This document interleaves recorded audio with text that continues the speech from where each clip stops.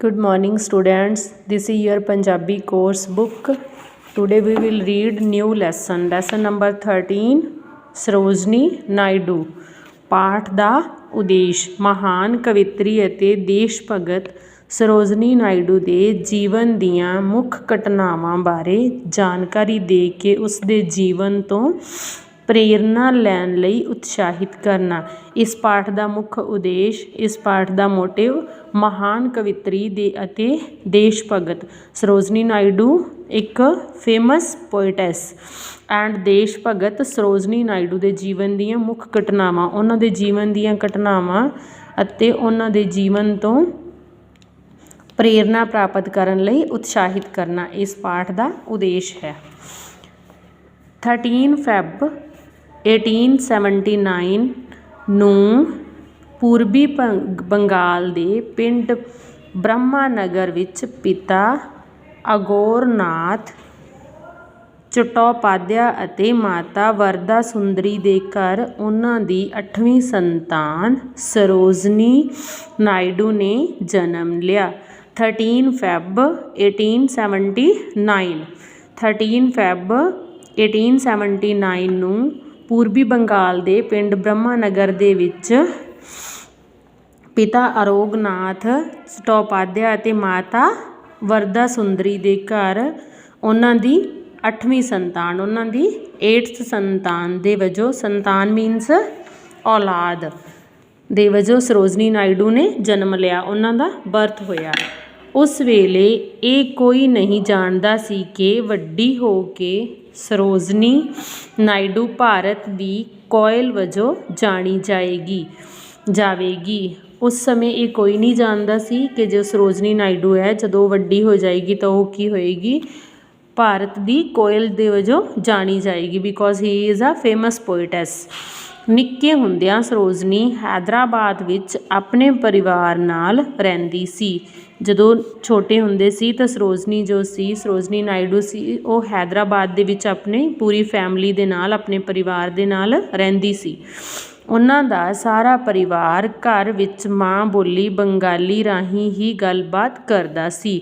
ਉਹਨਾਂ ਦੀ ਜਿਹੜੀ ਲੈਂਗੁਏਜ ਸੀ ਉਹ ਬੰਗਾਲੀ ਸੀ, ਅਤੇ ਜਦੋਂ ਉਹ ਆਪਣੀ ਫੈਮਿਲੀ ਦੇ ਨਾਲ, ਆਪਣੇ ਪਰਿਵਾਰ ਦੇ ਨਾਲ ਆਪਣੇ ਘਰ ਦੇ ਵਿੱਚ ਹੁੰਦੇ ਸੀ ਤਾਂ ਉਹ ਮਾਂ ਬੋਲੀ ਬੰਗਾਲੀ ਦੇ ਵਿੱਚ ਹੀ ਗੱਲ ਕਰਦੇ ਸੀ।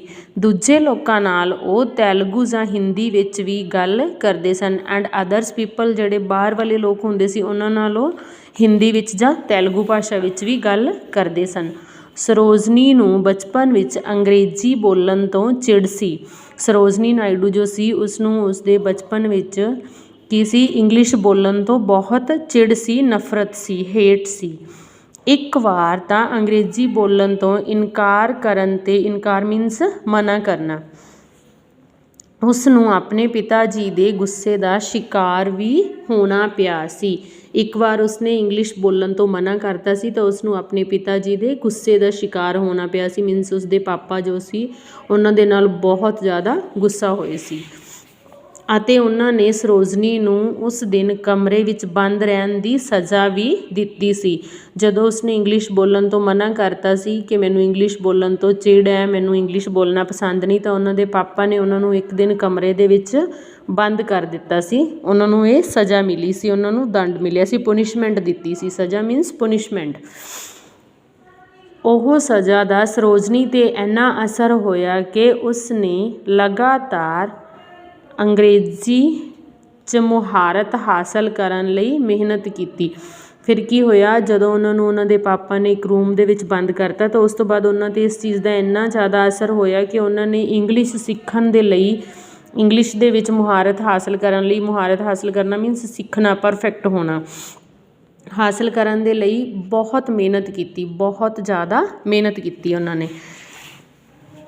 ਅਤੇ ਉਸਨੇ ਅੰਗਰੇਜ਼ੀ ਭਾਸ਼ਾ ਵਿੱਚ ਕਵਿਤਾਵਾਂ ਲਿਖਣੀਆਂ ਸ਼ੁਰੂ ਕਰ ਦਿੱਤੀਆਂ। ਫਿਰ ਉਹਨਾਂ ਨੇ ਪੋਇਮਸ ਲਿਖਣੀਆਂ ਸ਼ੁਰੂ ਕੀਤੀਆਂ ਇੰਗਲਿਸ਼ ਭਾਸ਼ਾ ਦੇ ਵਿੱਚ। ਉਹਨਾਂ ਨੇ ਇੰਗਲਿਸ਼ ਭਾਸ਼ਾ ਨੂੰ ਸਿੱਖਣ ਵਿੱਚ ਬਹੁਤ ਜ਼ਿਆਦਾ ਮਿਹਨਤ ਕੀਤੀ ਅਤੇ ਉਸ ਤੋਂ ਬਾਅਦ ਉਹਨਾਂ ਨੇ ਇੰਗਲਿਸ਼ ਦੇ ਵਿੱਚ ਹੀ ਪੋਇਮਸ ਲਿਖਣੀਆਂ ਸ਼ੁਰੂ ਕਰ ਦਿੱਤੀਆਂ। ਸਿਰਫ 13 ਸਾਲ ਦੀ ਉਮਰ ਵਿੱਚ ਸਰੋਜਨੀ ਨੇ 6 ਦਿਨਾਂ ਵਿੱਚ 1317 ਦੀ ਇੱਕ ਲੰਬੀ ਕਵਿਤਾ ਲਿਖ ਦਿੱਤੀ। ਸਿਰਫ 13 ਈਅਰਸ ਦੀ ਏਜ ਦੇ ਵਿੱਚ ਹੀ ਕੀ ਸੀ, ਸਰੋਜਨੀ ਨਾਇਡੂ ਨੇ 6 ਦਿਨਾਂ ਦੇ ਵਿੱਚ 6 ਡੇਜ਼ ਦੇ ਵਿੱਚ 1317 ਮੀਨਸ ਲਾਈਨਸ ਦੀ ਇੱਕ ਲੰਬੀ ਕਵਿਤਾ ਲਿਖ ਦਿੱਤੀ। ਉਹਨਾਂ ਨੇ ਇੱਕ 1300 ਲਾਈਨਾਂ ਦੀ ਕਵਿਤਾ ਲਿਖੀ ਆਪਣੀ 1317 ਦੀ ਕਵਿਤਾ ਲਿਖੀ ਆਪਣੀ 13 ਸਾਲ ਦੀ ਉਮਰ ਦੇ ਵਿੱਚ। ਇੰਨਾ ਹੀ ਨਹੀਂ, ਇਸੇ ਉਮਰ ਵਿੱਚ ਹੀ ਉਸਨੇ 2017 ਦਾ ਇੱਕ ਨਾਟਕ ਵੀ ਲਿਖਿਆ।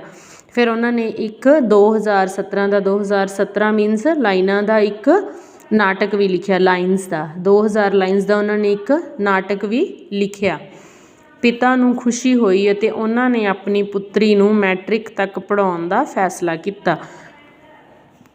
ਜਦੋਂ ਉਹਨਾਂ ਨੇ ਕਵਿਤਾਵਾਂ ਲਿਖਣੀਆਂ ਸ਼ੁਰੂ ਕੀਤੀਆਂ ਇੰਗਲਿਸ਼ ਵਿੱਚ, ਤਾਂ ਉਹਨਾਂ ਦੇ ਜਿਹੜੇ ਫਾਦਰ ਸੀ, ਉਹਨਾਂ ਦੇ ਪਿਤਾ ਜੀ ਸੀ, ਉਹ ਬਹੁਤ ਜ਼ਿਆਦਾ ਖੁਸ਼ ਹੋਏ ਅਤੇ ਉਹਨਾਂ ਨੇ ਆਪਣੀ ਬੇਟੀ ਨੂੰ, ਪੁੱਤਰੀ ਮੀਨਸ ਬੇਟੀ ਨੂੰ, ਮੈਟ੍ਰਿਕ ਮੀਨਸ 10th 10ਵੀਂ ਤੱਕ ਪੜ੍ਹਾਉਣ ਦਾ ਫੈਸਲਾ ਕੀਤਾ ਕਿ ਮੈਂ ਇਸ ਨੂੰ ਅੱਗੇ 10th ਤੱਕ ਪੜ੍ਹਾਵਾਂ। ਹੈਦਰਾਬਾਦ ਵਿੱਚ ਉਸ ਵੇਲੇ ਕੋਈ ਚੰਗਾ ਸਕੂਲ ਨਹੀਂ ਸੀ।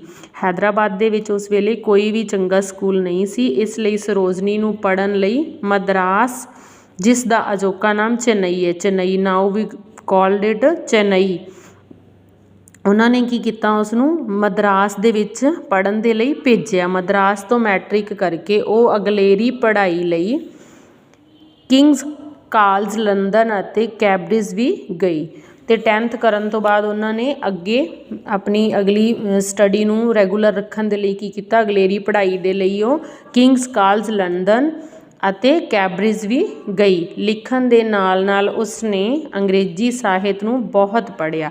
ਲਿਖਣ ਦੇ ਨਾਲ ਨਾਲ ਮੀਨਸ ਕਵਿਤਾਵਾਂ ਲਿਖਣ ਦੇ, ਨਾਟਕ ਲਿਖਣ ਦੇ ਨਾਲ ਨਾਲ ਉਹਨਾਂ ਨੇ ਜਿਹੜਾ ਇੰਗਲਿਸ਼ ਸੀਗਾ ਸਾਹਿਤ, ਜਿਹੜਾ ਇੰਗਲਿਸ਼ ਲਿਟਰੇਚਰ ਸੀ, ਉਸਨੂੰ ਬਹੁਤ ਜ਼ਿਆਦਾ ਰੀਡ ਵੀ ਕੀਤਾ।